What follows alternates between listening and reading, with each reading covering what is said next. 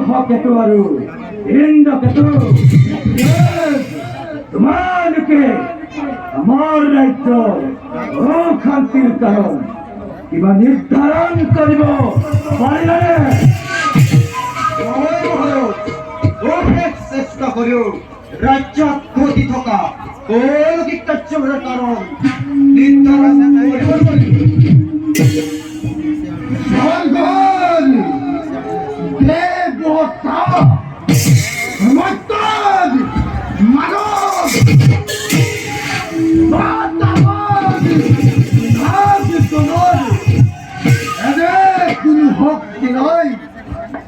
আমার রাজ্যত অবিরত ভাবে অশান্তিৰ সৃষ্টি কৰিব।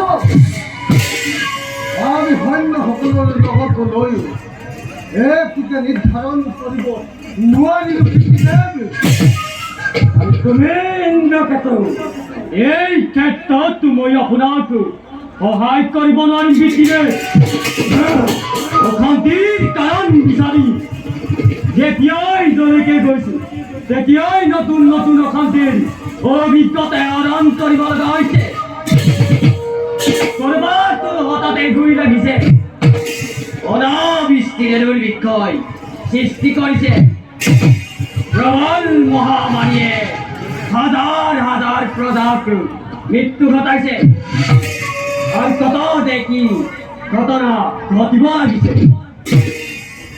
নোৱাৰে, কোনেও নোৱাৰে, সেনাপতিয়ে নোৱাৰে, জ্যেষ্ঠ পুত্ৰই নোৱাৰে, কনিষ্ঠ পুত্ৰই নোৱাৰে, তেন্তে পাৰিব কোনে?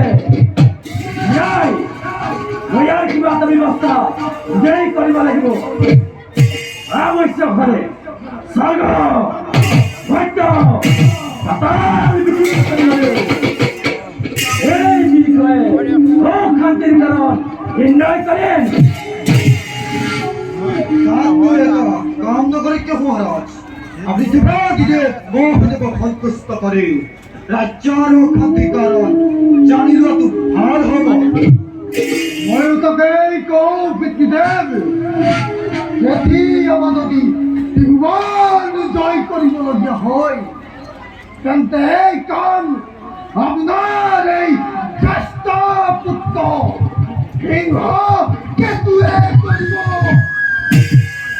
আৰু সেই সময়ত এই ইন্দ্ৰকেতু আৰু বহি থাকিব শত্ৰুৰ পক্ষৰ ওপৰত।